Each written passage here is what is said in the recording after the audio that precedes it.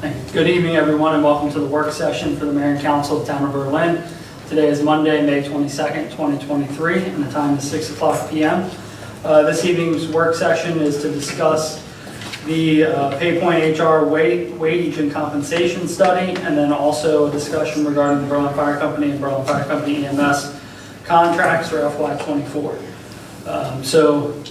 As many of you probably know at home, and all of us are well aware up here, the town entered into a wage and compensation study during FY23, the early part of FY23, and we now have the findings back in a format that is a final draft. So this evening, our HR director and our town administrator and myself will take us through the document that we have in front of us, and then once we wrap that discussion up, we do want to dive into the Berlin Fire Company and Berlin Fire Company EMS contracts that are also within the work session package.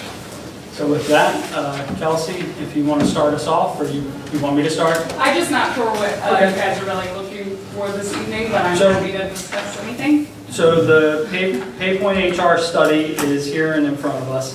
As many of you on here are aware, the folks from PayPoint HR conducted an analysis of all the positions within the town organization that are funded and staff positions. With that being said, there is an analysis of what positions are below market, and that's broken down a little bit further within this document. You'll also see that the market was analyzed with the folks that responded, and you can go through and see the comparisons that are provided. I think they're outlined nicely on page 7. You'll see that there's some demographic information within the report. If you look at one thing that stood out, I think, to some of us in the smaller group discussions, and I think Councilmember Orsh, you might have pointed this out, was the population that's referenced in Berlin. We are 5,020-ish people now as of the last census, but this is showing 4,740 as the population, and that's just because that's all the demographics that were available consistently to create a comparison for them to do the report. You'll see some cost of living references, as well as some of the median household pricing for Berlin, Maryland, and regionally. Then it gets into some of the benchmark positions, starting on page 16. Within that, you can see different departments broken down and the positions within them. You can see that a compensation factor was applied to the positions. Every position that we have, it's a CFS score. With that being said, further analysis yielded, we have a breakdown of how many positions go outside. Yeah, there it is. So if you take a look on page 22 of the document, you'll see that the full-time positions that are substantially below market, and that is less than, or a difference of greater than 10%. And then you'll see a list of the positions that are below market that are between 10% below and 5% below. And then you'll see those that are near market. That's on page 23. You'll see that full-time positions above market are referenced. Keep in mind that these figures, I believe, Kelsey, correct me if I'm wrong, they're for the 50th percentile, right? I think here it says the ratio of grades midpoint divided by the 50th percentile. Yes, of I didn't know if you market. changed it once we determined we were going to go to the So- but yes, 50%. So this shows an analysis of the positions at the 50th percentile. If you'll remember our previous discussions, looking at our finances and what we have available to actually apply to move forward with the study, the town opted to work with a 35th percentile for the benchmark, with the goal of achieving the 50th percentile moving forward. And you'll see on page 5 of the packet, sorry, making sure packet, not the report. Yeah, page 5 of the packet, page 3 of the report. It kind of gives an external competitiveness takeaway. So it said overall, the town of Berlin was 8.5% below market comparatively, and then it breaks it down by department, which is kind of, a helpful tool there as well. So, and each employee did participate in this as well. They filled out a questionnaire about their position, answered questions about any certifications they held. That's what helped with that CFS, that's the compensable factor score, and then that's what kind of helped him determine where they should be in the market as far as positioning and what to give other municipalities or other organizations something to compare to. That's how, that score. The higher the score, he said, the more things there are in that position that make it more training, more education, more comparable factors to other positions, whereas the lower scores, they don't require as much of the position, so it's not quite, could be a little bit more broad, I guess, and in comparators out there. But, and then those CFS questionnaires that the employees completed, their supervisors did look them over as well, and they could not change any answers, but they could add some things that they felt like were things that should be considered as well. So it was not, just the employee completing it and sending it in. The supervisors did look over those as well. And then we did do the focus groups, which helped answer some questions they had as well. So I think overall it was a very detailed study as far as meeting with staff and the department heads and things of that nature. So. And that's part of what we were looking for, and the reason we went with PayPoint HR was because it did involve the employees in the discussion much more. It wasn't just a top-down approach. It really took the opinions and feedback of each employee and their feedback also as it relates to their job description. Yes. Just an overview again, and then we'll get back to hopefully whittling into some questions. From page 22 to page 39, you'll see a breakdown of different positions based off of departments. Some of them span a couple pages, and then it shows along the side, kind of on the left-hand margin of each one of those pages, a ladder. So you can kind of see, all right, the market percentile, and you can see that we're aiming right now due to finances and financial constraints at that 35% block. So that's 35% of market. From there, from page 40 forward, you see a little bit of what's going to be our homework, in other words, for FY24, and that's the step and grade system that we want to hopefully work toward achieving. You can see that folks are kind of placed along that ladder, and that there are grades 1 through 16, and then it also has a minimum to a maximum with the steps and the increments of each one of those steps. So from there, I think that's a summary of the report that we have, but tonight's really to whittle down any questions that we may have before we move forward with the budget adoption on June 12th. I just have a couple questions. Kelsey, and this is just to clear up some rumors that are out there. Has the town ever done a pay study prior to this one? I am told we did years and years ago, but nothing that I've seen. So I know Mary has been here, for a very long time, and so she may be able to. In the 30 years I've been here, we've never undertaken this formal of a process. I believe that we utilize some resources available from Salisbury University, or perhaps even UMass, now I'm not sure.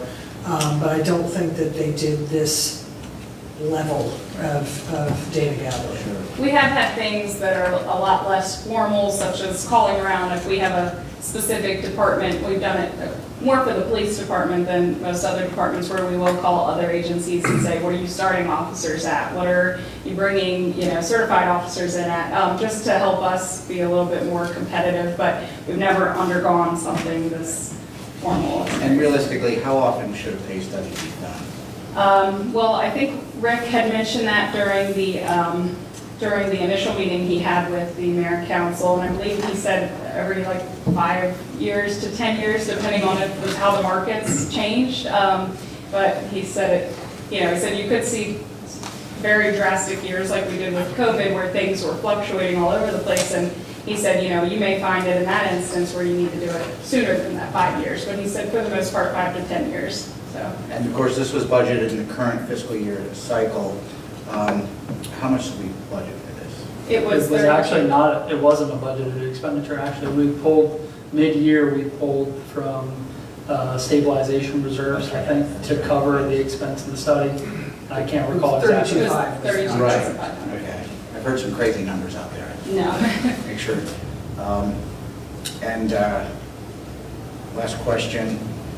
You went through a process where you looked at several companies, so you didn't just call up one. Yeah, we put out An RFP. an RFP, and I believe we only had 2 or 3 that had responded.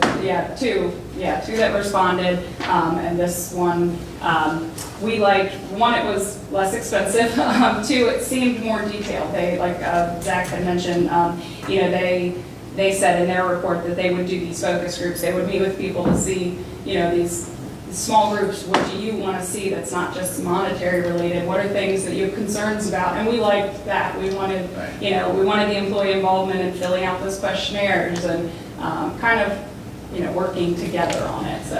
I think part of our impression, I think it was only 2 bids Yeah, it actually was we the received. more, yeah. And the second bid was 15,000 higher.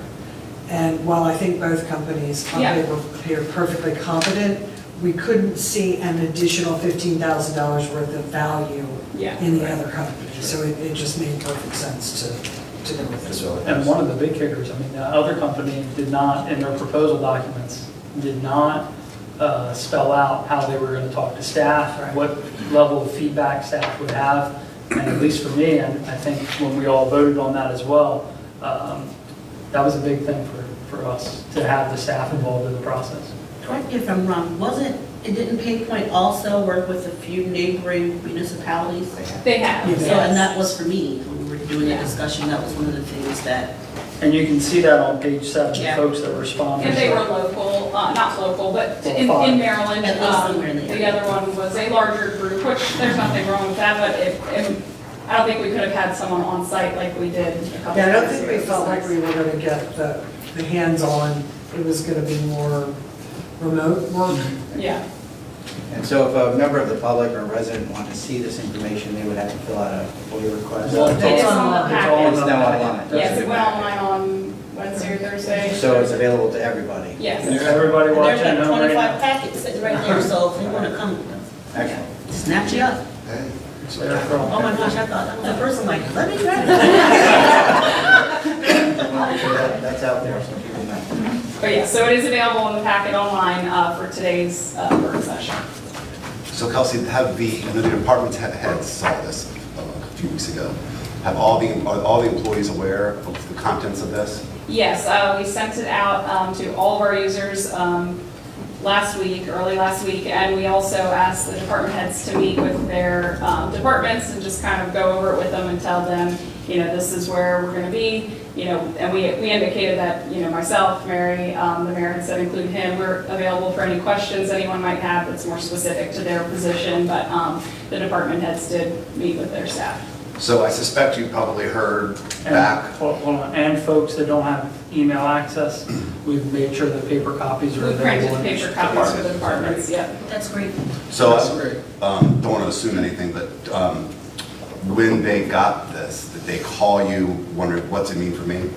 I had a couple that, you know, said, I'm just not really understanding, you know, looking at this, what this means. So, you know, I explained that right now they're going to the 35th percentile, and this is where you would be for your position, and, you know, any COLAs that you guys may be willing to incorporate in there would be in addition to that, and even the employees that, you know, wouldn't be seeing anything, I explained that they would be subject to any COLAs that we may receive. But no, nobody, I really didn't get a whole lot, I was surprised, but I had a handful, just kind of want to understand it better. Curious, as the chief employee advocate, what you heard from our employees as far as disappointment, happiness, you know? I think people were happy. If anything, though, I did hear, you know, people that have been here for longer periods of time just say, well, I'm not being affected, you know, right now because I'm already there. And, I explained that we're working on the step and grade system. It would be in place next year, and hopefully, if approved by everybody, we could place them more appropriately on the scale. So next year, they would see more of that impact. Whereas this year, it was focusing on where we want to start, what we want to make Berlin's starting point be, and kind of give us somewhere to work from. So I think people were understanding of that. As disappointed as some, maybe I think they understood that we're correcting a problem that's been here, and we're trying to start somewhere. So this is. And one thing that I've also heard from some is that they even folks that haven't been here from the time whenever a certain pay study may have been done or not done, there's a perception that there's been one in the past. Yeah. And that nobody's acted on it.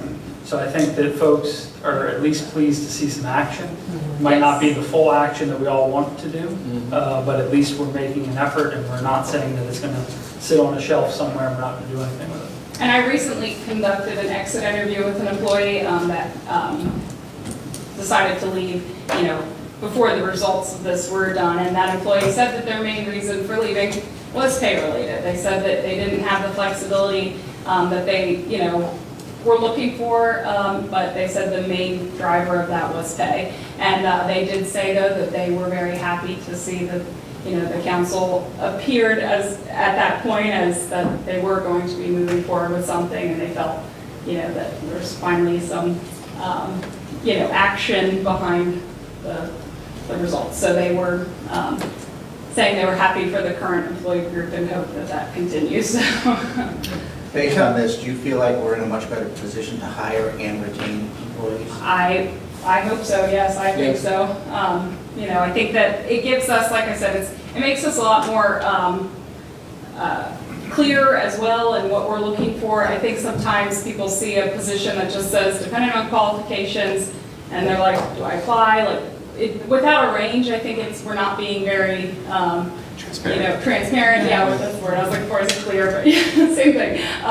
But transparent in our hiring process. So I think it will make it a little more beneficial for us and for them, because I get a lot of times where I'll say, well, this is what we're looking at once we've interviewed someone, and they're excited and we're excited, and then they're like, that's not going to work for me. I wouldn't have applied if I knew that that's what. And it's disappointing to hear because, that's. But now I think having something on that job description that says this is what this range is, this is what the grade is, the step is, hopefully next year, I think that's really going to put us in a better spot. But at least having a starting point, I think is a great start there. So. I think the development of the step and grade system will be a key in moving forward and making it easier all around. And I think they're a tool of helping, even if we don't use their step and grade, their proposed step and grade, which I don't think we will be, because we're bringing that minimum bar a little higher than what they had proposed. But I think just even their grading of the positions is going to be a huge asset in developing the plan. I think it's going to help us get one started. I've just been trying to get a word in there. Go ahead. I just have two things. Yes, sir. The first thing is that I'm glad we entered into this pay study. I'm glad we are, although I wish we could do more, but we can only do what we can do. But we are acting on the information presented to us in this study. It will allow us to be able to document treating all employees across the board, regardless of which department they work in. But the second thing that goes with this is an assessment of our human resources and how they are allocated. I would like for us to move in that direction as policy, as possible, for the upcoming year. We have department heads come in here and talk about they need help and they need assistance and administrative assistance and that kind of stuff. And where I sit I'm not able to assess the validity of those requests. I would like to have somebody from the outside, if possible, come in and do an assessment of our organizational structure and how human resources are allocated in that structure. And then I would be able to say to a department head or anyone on the street, we don't need to hire an administrative assistant now because of thus and so. And it just makes things more transparent and more observable by the various departments and cross departments. Because sometimes some departments feel that they're being left out or they're not being treated fairly. That is where my concern is now. Kelsey, I just had a question or two. On page 42, where the proposed salary schedules start. Well, first, I think everyone understands, but I'll just say it again to clarify. This is kind of a two-step process. We're getting people where they need to be first, and then we're going to develop the step and grade system. So I don't want to go too far in the weeds on it, though, but do you anticipate the step and grade system to be like this, mid, or max, or are you more like are you thinking more like the state scale system? Well, if you recall, Rick had said that, and maybe you weren't in on this one, I know we met a couple times, but not with the whole group, but Rick had stated that versus giving us the entire thing, he said, the steps in between these were, oh, you had it listed in here. I want to say they were like 3% or something. The distance between grades. Steps between grades, steps, I think was 3%, if I'm remembering correctly. So he was just kind of giving us like, hey, this is where I would recommend, and he said he was thinking 20 steps. So 20 steps at 3%, it was easy enough to come up with, but he just didn't put it all in here. But yes, so it would be more like the states or the counties, with like. And do we have in place, forgive me, sort of an evaluation process? Not right now, no. Okay. That's something that we were discussing as well. We have not had one in place. The employee handbook references one, but there's no framework. Yeah, it hasn't been since I've been here 7 years, and there's not. And that's something we had discussed with Rick as well. It would be an additional cost, but a way to work through an evaluation framework that's not arbitrary. Like folks are getting scored on actual output and things of that nature. And I think it's the final question for this. What if there is not a position listed in here that we would like to entertain? How would you currently, or in the next budget, I should say, next fiscal year, determine that? Would you just call Rick? Well, I think I can maybe help with that. So the step and grade system would be built out in a way. So if you look over on like page 41 and 42 and 43 of the report, even moving a little bit further in there, you'll see that like positions have similar grades. So and they're based off of usually responsibility. So if there was a new position that was created, we would find like a similar responsibility and scope. And if there was something that was completely new, then yeah, we might have to reach out to some new resources. But yeah, and he had said that that questionnaire he had completed, or that the staff had completed, he said that if we wanted to, we could always have someone, position vantage point, we could always complete this and then send it to them, and they could help us with placement based on what's needed for that job. So again, going back to education, licensing, and he said he could help us place them if we needed to. But I think like the mayor just said, I think with something like this, we could. We have the framework. Yeah, we could put someone in there based on, okay, we know they need this and, you know, fit them in there, but. And it's a pathway like employees can kind of see what's going on, how their position falls within the grade. So it's not like it's a magical theory. Folks can figure out where they are and what upward advancement they have and what longevity advancement they should have as well. I will make one comment that, you know, I'm sure not everyone's gonna like, but I have heard comments, you guys were asking kind of how the employees came back with this. And while I do think people are happy to finally have a starting point and then be working towards something where they can look out and say, this is where I will be. I've also heard several comments of, you know, I feel like we finally get something and then they want to pick something. And I'm referring, I guess, to the one-time payment and stuff that we've heard some comments of people saying, you know, that I've heard comments of when I was interviewed, which I will say that was not with me, but that was something that was really pushed in my interview, that at the holidays we get a one-time payment. And because it used to be such a regular thing, so people were pretty disappointed, I guess, to hear, you know, oh, this is great, I'm excited to do this, but they're also going to take this away, and I don't know. So I do want to put that out there, but I know not everybody wants to hear that. I'm just stating a fact. So.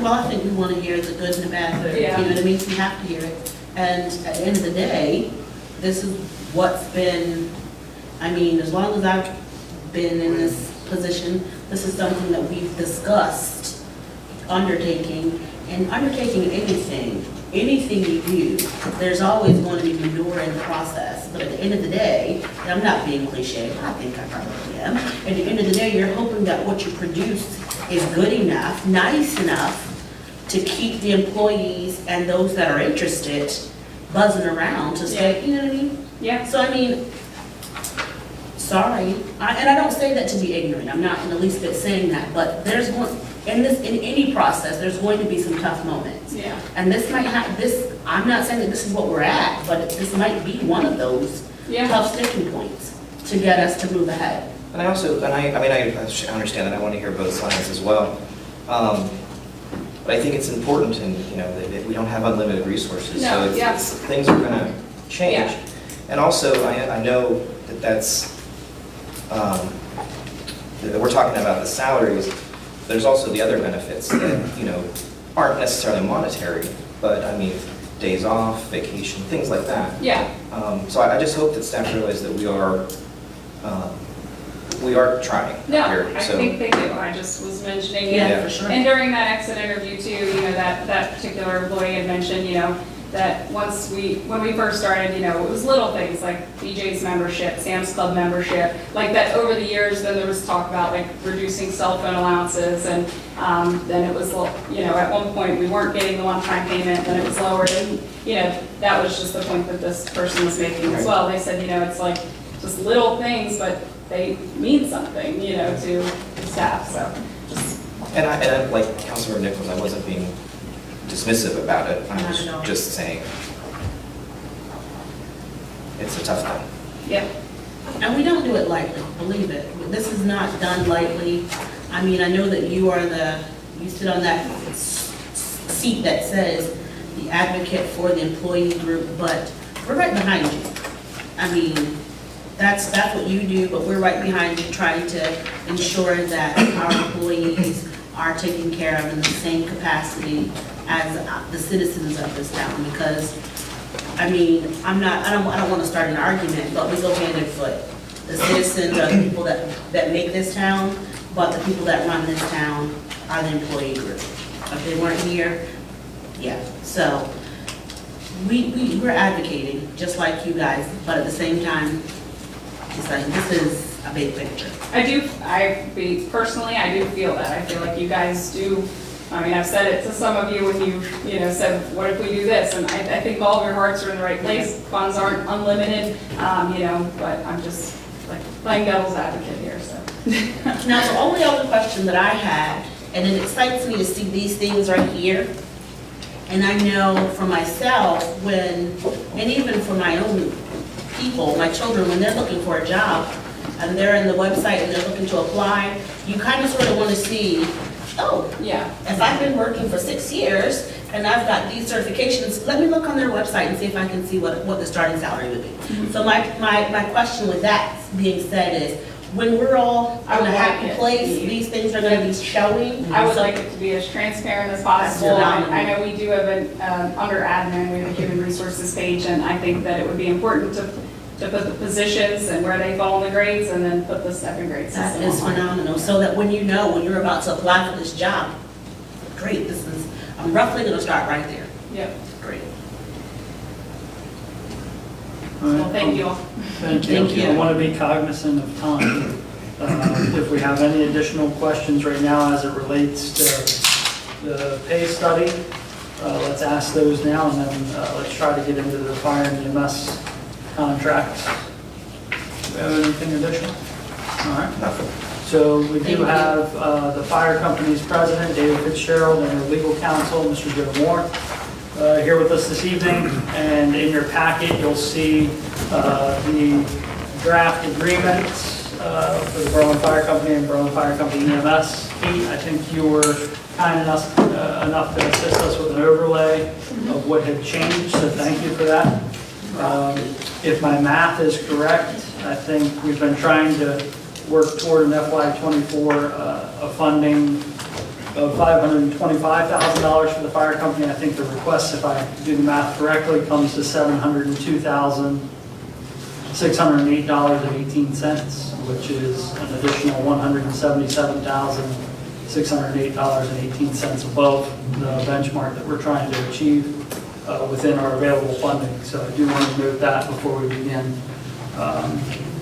And then with that being said, David Gaskell, Joe Moore, do you want to walk us through the contracts and what language has changed and the rationale behind those changes? Do you want us to ask questions as we get each item? Yeah, I think that's probably the most prudent, with about 30 minutes before our open session.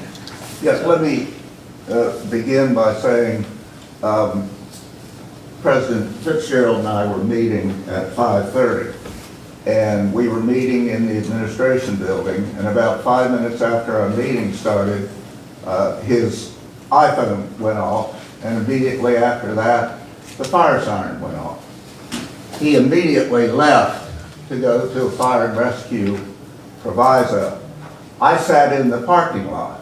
Now, you all know I've been on South Main Street since before many of you were even thought of, and many's the night, as I've told you before, that I've laid in bed, heard the fire siren go off, and then wait to hear the vehicles come by, including the mayor's from time to time.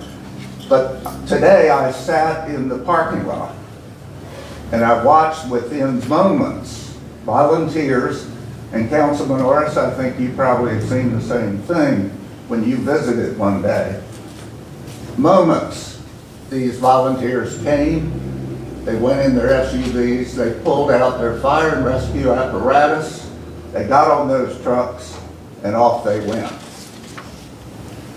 And let me say that the reason that you all were provided contracts that were prepared by the company and reviewed by me, I wasn't the author of it, was because the fire company voted and instructed their directors to try and make the respectful position to the mayor and council that they are independent, separate corporations providing significant service to the citizens of the town.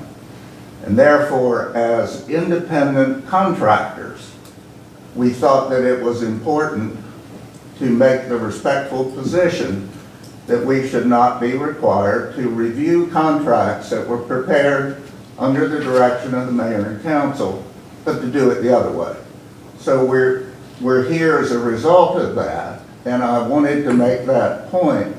But I hope that what we can do as a result of meetings and perhaps discussions and perhaps negotiations is provide a basis for the mayor and council of Berlin to adequately fund the fire and rescue service and the EMS services which we strive to provide. Nobody has to be reminded of the fact that expenses are increasing.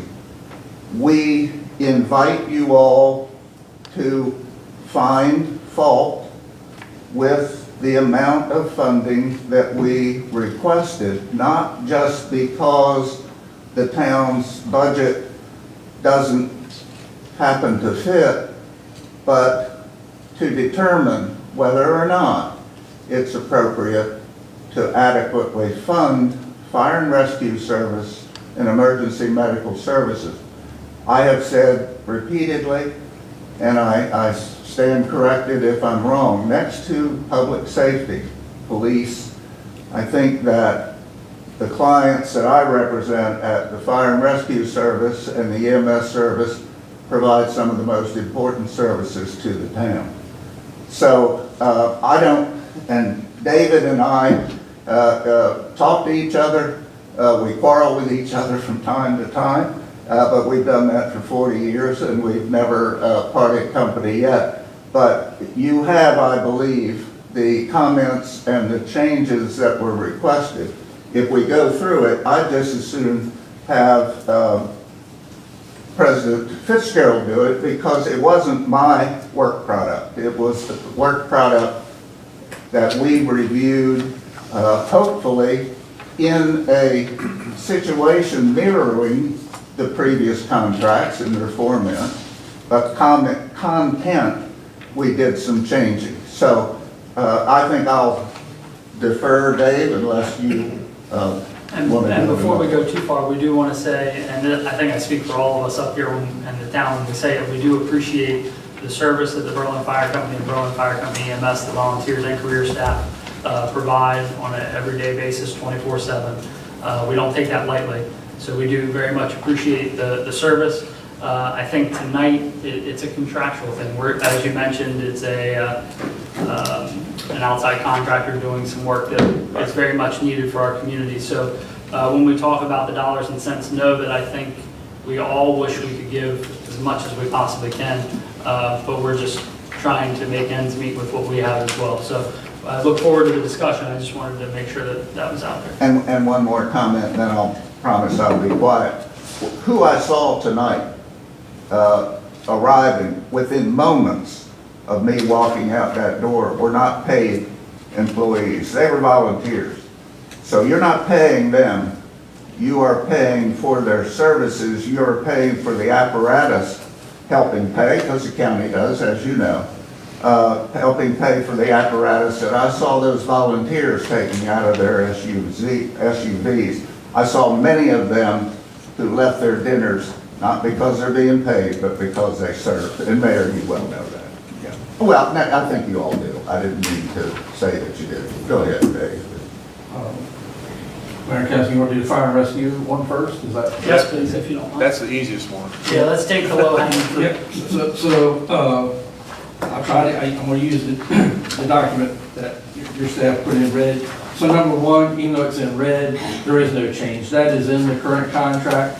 The reason I believe it's in red is because the copy that we received, it was numeral 7 or 8, it got pushed way to the end. Well, I need to find in the packet. If you don't mind just giving us the, So it's page 1, number 1 in red. Even though it's in red, that is not a change. Yeah, because that was paragraph number 8. is what we submitted. one more time. So are we talking about? His paragraph 1 was our paragraph number 8. So David is correct that that is not a change in section 1 paragraph. Oh, As a point of clarity, we are working on the document that's labeled page 48 of our packet. That's correct. And it says 1 of 3. I got a little number 48 in my bottom right corner. Perfect. So just so you know, what we're looking at is black and white. So I'm looking at, Okay, I'm sorry. Okay, well, thank you for the strike strike. through. So, we know, but we get it. yeah, so the section 1, number 1, again, in the colored copy, it is red, but as your counsel has mentioned, Mr. Gaskell, It's that a is change. not a change. Dave, can you define regularly? I mean, what does that So, mean? so you, thank you for leading me into the conversation that we would like to have. We have had in prior years this same conversation. We would like to define that a little better. We have proposed language several times that the mayor and council has not accepted. So, and I think that was in Mr., I don't know if you got to see Mr. Moore's correspondence, but I believe that was in there. So that is still something for you all to think upon. And if we need to send you up the draft language again, we'll be glad to dig that out of the files. So what we used to do, Councilmember Nerd, prior to your tenure on council and some of the others, is we met with Mr. Burrell and past council member Troy Purnell as a work group, and the mayor, or if needed, the town administrator, whoever that may have been in that position, would meet.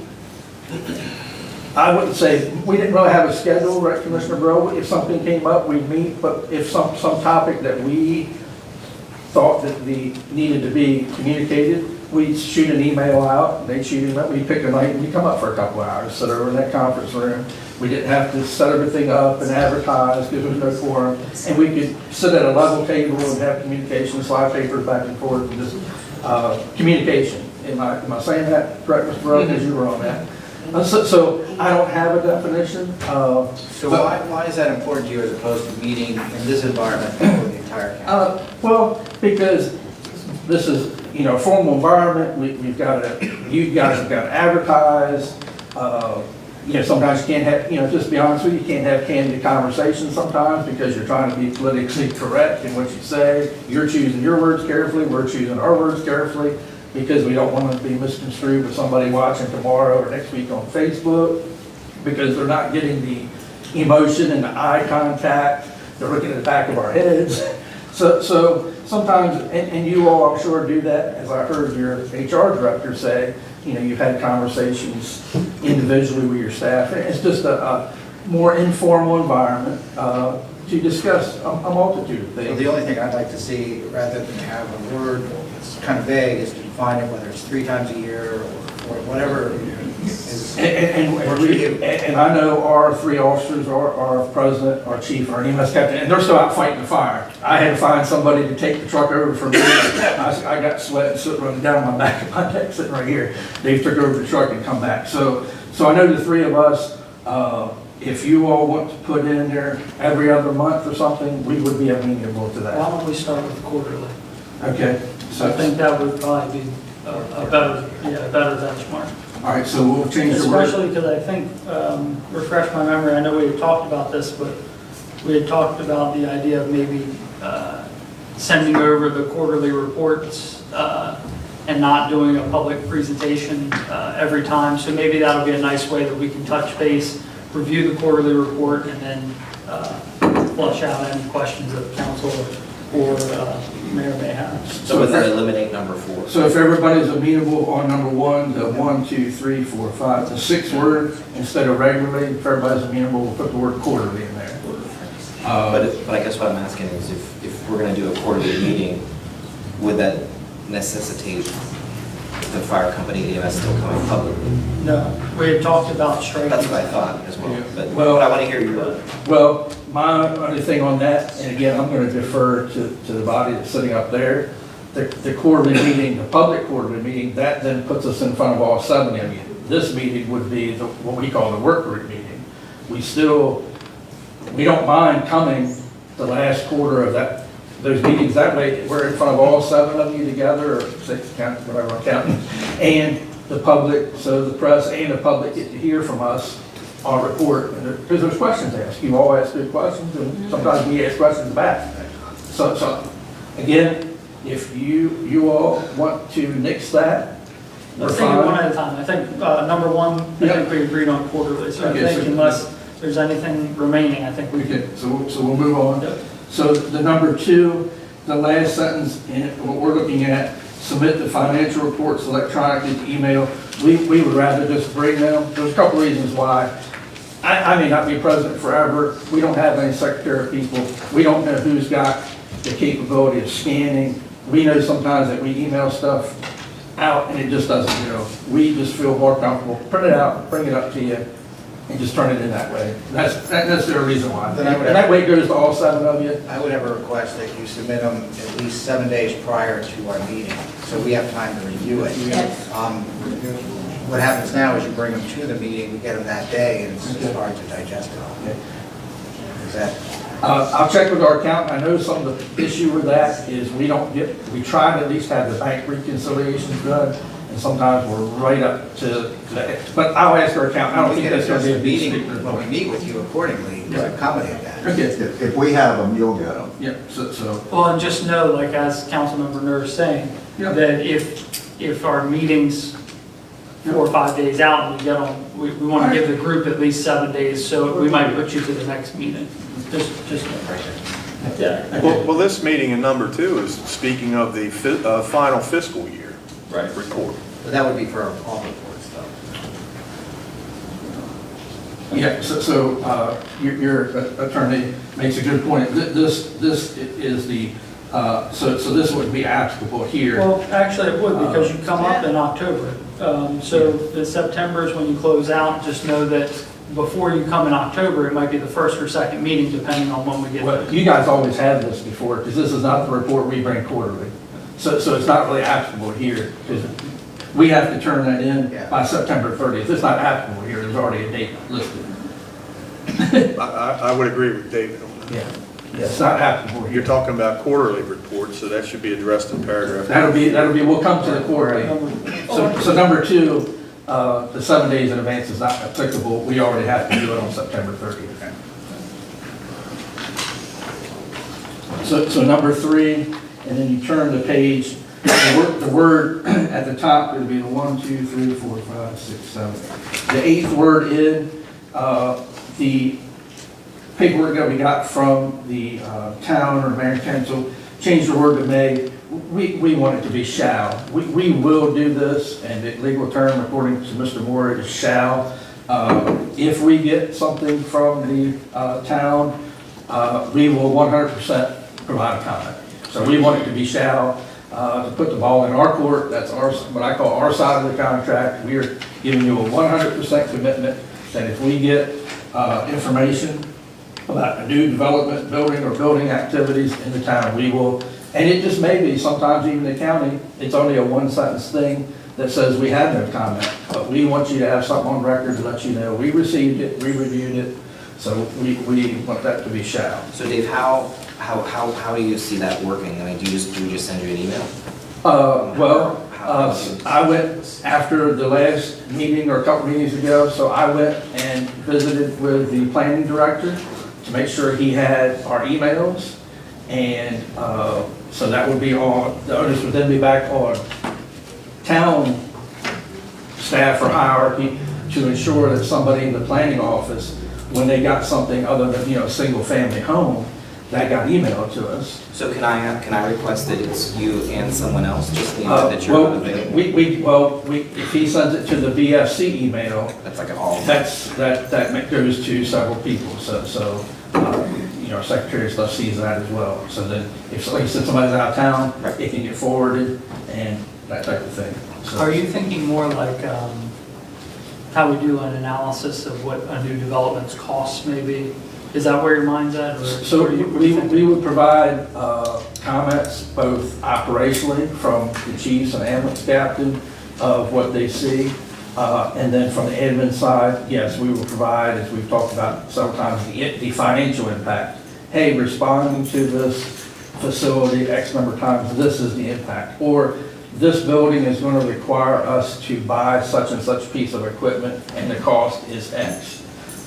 So yes. Do you think that the packets that are sent out, because right now that's kind of the best way to keep everybody informed is the packets that go out for the respective commissions. And I think, Mary, correct me if I'm wrong, we've added the fire companies group to that packet information. So they should be getting everything the same time as it's sent out for the meeting public. packets, yes. So like public comment periods and stuff.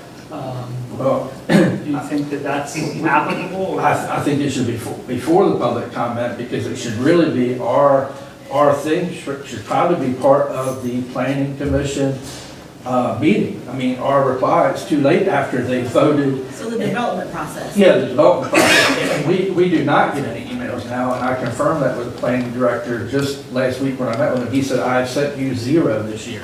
I've not sent you anything. So that's disturbing. That's very disturbing to hear. I think it also should include the Historic District Commission though, too. Yeah, I because- thought we had, I mean, Mary, I know that when we had talked about that, we had added them to the packets of information that are sent out through Constant Contact. Right, but that's, because that's a web-based program, Right. that's not something Dave's gonna see just reviewing Right, his yeah, that's what I'm saying, so I don't think that's Yeah. correct, because you should be getting, at least the emails that we have on file, you should be getting all of the packets for Planning Commission, Parks Commission, any one of those. But the citizens get those too. I think the Correct. point being more so that our public safety vendor should That's be what able I'm, to. that's what I'm trying to vet out, like. Yeah, I don't- what- they should get it ahead of what we're trying time. to accomplish. So he wants, right, so what Dave said, if I'm understanding correctly, and I think, are you guys getting this? Is when the development plans come in, Dave Yeah. wants to be a part, he Yes. wants to be at the And table right through this as stuff. a part, Yeah, as a right. part of that. Right. But up Right, until so- now, you've not been a part of that. That's is what you're correct. saying. Should be a part of the planning process. Right, so the examples that I gave the planning director the other day is like the proposed 3/4 story building next to Pop's Kitchen. As soon as that got turned in, we should get that package. As soon as that got requested. Requested, yeah, then we can reply back, hey, there's no problem, or hey, do you know that 4-story building and where the ladder truck, we're gonna be 20 feet short from the top, just so you know that. Exactly. Can we expand the language, maybe not here right now, but let's expand and build the language out of 3 a little bit better, so we Okay. are clear on what exactly. We'll work on a draft and get it to you in the next 2 days. So one thing I'll comment on, so the county, in their planning department, they have what's called the Technical Review TRC. Committee, the Yep. TRC, that reviews everything in advance of the planning commission seeing it. Correct. So it'd be like you and Dave and the powers that be, the police chief and the mayor, to look at things to see if they're right, and comment on it at that time. Exactly. It's very correct. effective. It is, and we like to do that. We've been begging for years to do this. Dave, so what would, can you also incorporate, or what would be your turnaround time so that we would be able to do what we need to do on like? So that would be something that, when the packet came, Mhm. that's something the planning office would need to let us know, is we're doing the agenda for X commission, such and such a day, just like we know yours now is the Wednesday prior to.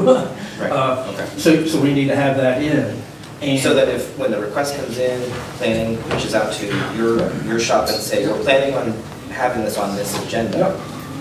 And it may be, it may be something that like Councilmember Nichols said, they've just turned it in and they're just doing an inquiry. There might never get to be a planning commission meeting, but, that's again, the planning department just needs to communicate, hey, Mr. Smith turned this in, they're gonna come back in about a month and see where we are. And we have that period of time to get it back in. Usually we'll be pretty quick, like the TRC, when we hear something, we're pretty fast. Yeah, I just, Because we look at it and our chiefs are on the ball. They got that expertise. They look at it and they can, or they can look at it and say, oh, that's all okay. All right, so let's Okay, move on to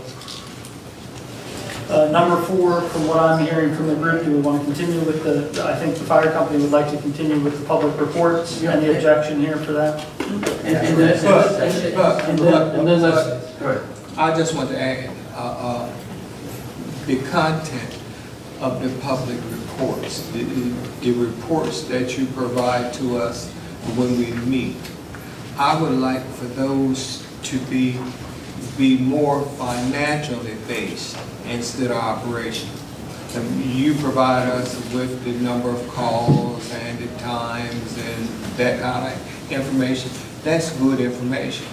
But we're up here trying to determine possible funding for the upcoming year.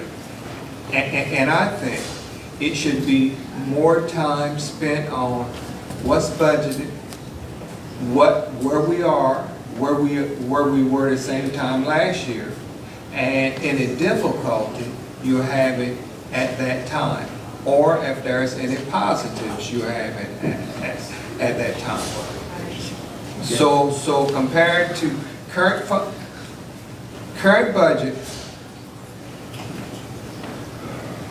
and where you actually are in your budget compared to same time last year, that will allow us to possibly develop trends in your expenses.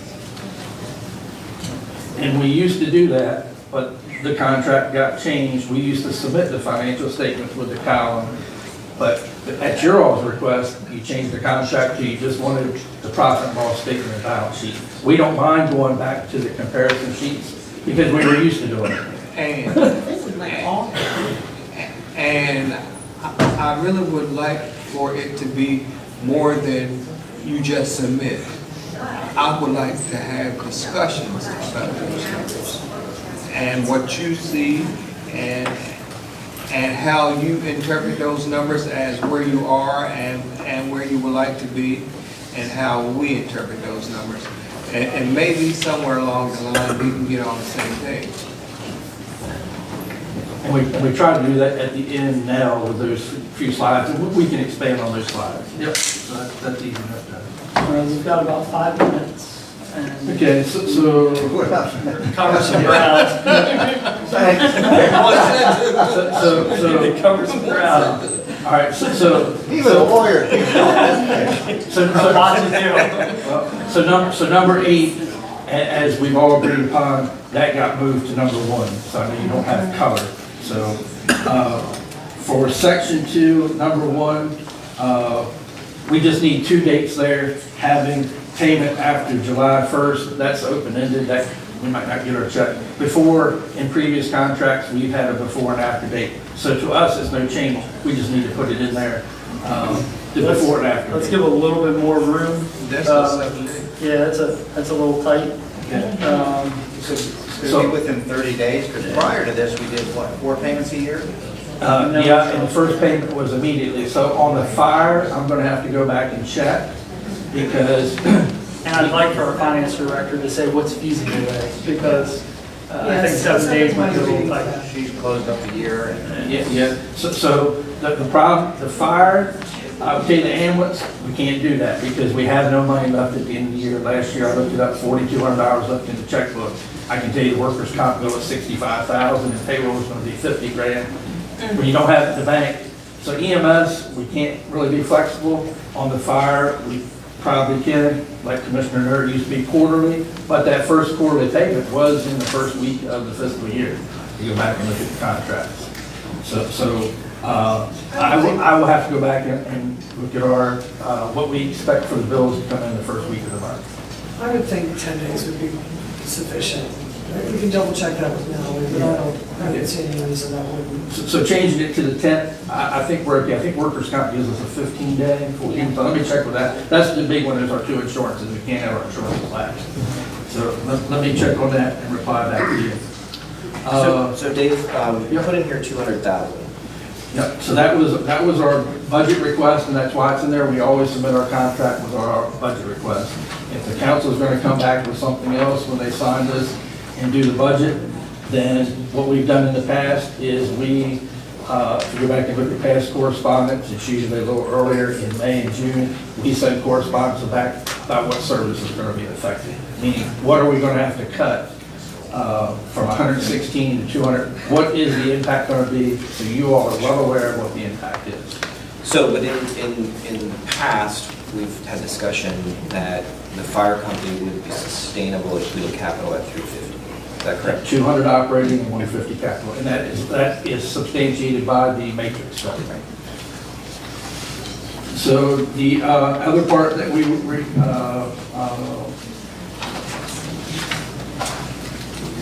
the other part's what we call moot point, because it's talking about mixing the funds. You all allocate them separately. We're 2 separate corporations. That all doesn't mean anything, because even in your budget now, we think we resolved that a year ago. But what is your reluctance to come up with your own numbers? Typically, it always comes to the last minute. We're asking you to, we have this bucket of money, you guys figure out how much you want for each entity. Because they're separate corporations. Yeah, but hold on, when were the contracts originally sent? I sent them February 8th. So if the numbers, if you are sticking with the budget numbers of 116 and whatever the other number is, I mean, because you're allocating it separately. It is two separate corporations. The officers are separate except for myself and the chairman of the board. All the other officers are separate. The fire chief is the fire, the EMS captain is that. There's separate treasurers. We're not. I understand. So What we're saying is we have a bucket of money, let's say it's 400,000, just to use that number. You guys figure out how much you want allocated to Chemsky. Why is it? Well, because, again, we're not together, we're separate, and I thought we resolved all this back in December with the motion about separating and the contract that's already signed that says it will be separated, so I thought all that was past us. But at the same time, Dave, you held us responsible or had us as faulting on the agreement for not having the funds ready at a certain time when you did not provide us the information we needed to have those funds ready. No, that's not correct. It was nothing to do about having the funds ready. It was the bookkeeping part. Everybody got the funds and the checks came timely, so I don't. But the So Commissioner thing Burrow, is- there's a miscommunication that the town did, Miss Natalie did exactly what the checks all came on time. Well, maybe- I know why Miss Natalie didn't think the check came late. So I think you're in the right ballpark. It's, we had asked for a breakdown of the funds prior to budget introduction so that we could accurately account for what funds went to each entity, as you noted. And that was a request within the contract, something we all agreed to. But we have the timelines where we need to propose the budget and then adopt it. And the time frame that we have received the feedback is a lot like this year. It's after the budget's already been introduced, so it's very challenging to go back through and make that change retroactively. What we've been asking for is the ability to get that earlier so we can conform to the fire company's request to separate that out. So this year, it looks like you guys have already done that. It's the Because we 116. didn't hear Right. anything back.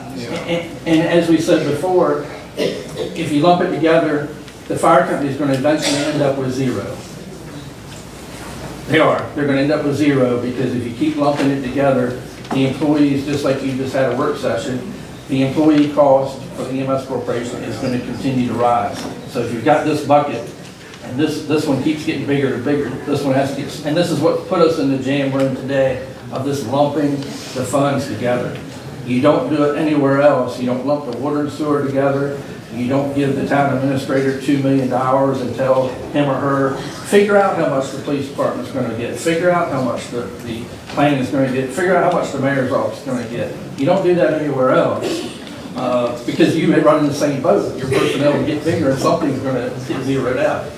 So if we're going to go with the numbers that are proposed in the last public budget, the 116 and the other number, that's what we'll deal with, and we'll send you the same letters we've sent you in the past as to how that impacts our operation.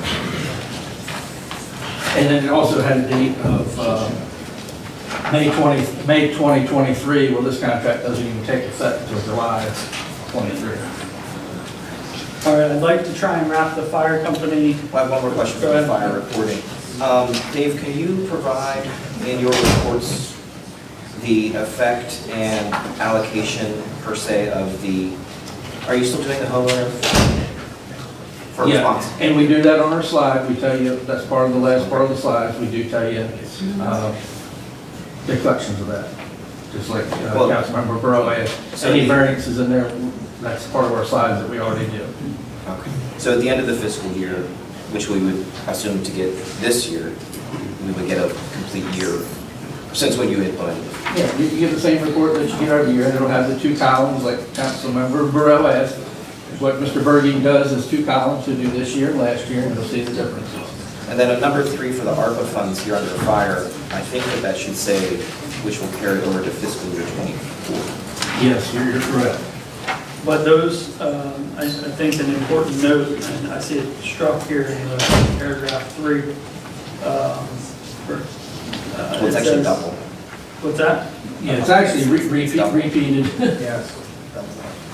It's a confusing paragraph because it's doubled up. Right, so if we If you change- go back to our contract, it probably says 24, and it says, again, upon approval of the mayor and council. Right, and well, essentially, if we change it in 3 where it says fiscal year '23, we change it to fiscal year 2024, it And then the same- negates the sense that it's struck out. Yep, and then the same thing that, you know, funds have to come and be approved by the mayor and council for approved projects. You know, we understand, that's the process that has to be followed. Make sure we're straight. All right, are there any other questions or comments regarding the fire contracts that we have in front of us? Thank you both, we appreciate it. We're gonna have to find a time to revisit the EMS. And I think, Mr. Mayor, in essence of Pretty the much the time, same, aren't the EMS is, I would say the EMS is the same except for one item, and it's breaking down the $125,000, and I do think that's going to be a conversation that's going to extend a little bit past our timeline. We're just asking for that to be put in with the amount, and then at the quarterly report, you know, we've committed, and our copy of the contract certainly says we're going to have 2 paramedics and 2 EMTs, but we're volunteers, and I can tell you to break this down is not a simple report. Our people trade shifts, they take off, so when employee Jones, I'm just making a name up here, I'll use numbers, employee 1, 2, 3, 4, and we're picking that person out, and then 1, 2, 3, 4 takes off, the 4, 5, 7, 6 fills in, you gotta go figure that out. Now, is that person on straight time, are they on overtime? To do that report, it does, and we're volunteers. It's nothing even our accountant, because our accountant doesn't understand our schedule. So it's gotta be somebody at the firehouse who understands the schedule and has access to people. So we're just saying, put it together. In the contract, we've committed in the contract, so it's in writing, 2 paramedics and 2 EMTs, and we even put in the contract that during our quarterly report, if there's any day that we didn't have 4 people there, we are gonna report that right out to you every quarter. We're gonna say on September X, that we didn't have 4 people, here's the reason why, here's how it was covered, here's what occurred or did not occur, right in front of the public. So instead of doing all this extra paperwork, that is really the only difference, other than removing the ARPA paragraph, which is on the bottom of the little number 53, because thank you to the mayor and council, you've already processed that, and I talked to the Heart Monitor sales rep yesterday, and things are coming to us. Apparently the software is being sent to us, and I've already called our IT people about getting that ready, because that's our first step, getting the software together. May I just simply say, whatever you all need to discuss with the fire company and the EMS service provider to justify our request, they have said they'll be glad to do it. We can't operate on inadequate funds for the entire year.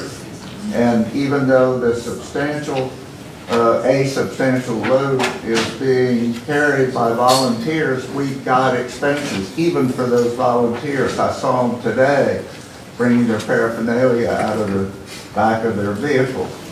So we stand ready to justify the request. It's not a secret, it's not anything. If we can't justify it, then I can commit that they won't ask for it, because each year we struggle to get through the year.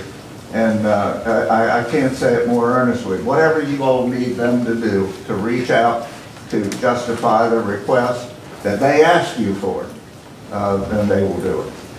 So, thank you. So I'm not gonna put Joe on the spot here, but next couple of days you available so I can get this back to them? Because I'm gonna put you on the spot right here. Well, I got all respect for the mayor and council of Berlin, but I'm due in court on Wednesday, and as Mr. Gaskell says, if I don't show up, you all can't hold me in contempt of the council, but I can be held in contempt of court. I'll do the best I So can. let's shoot by Friday morning. We'll get Yes, I'll do the best Send I can. everything. Yep, we'll send everything to David, Mr. Gaskell. and he'll get it to us. I do want to recognize the fire chiefs here. All right. If there's anything you want to add, or I'm not sure what they covered, so. Well, thank you for coming.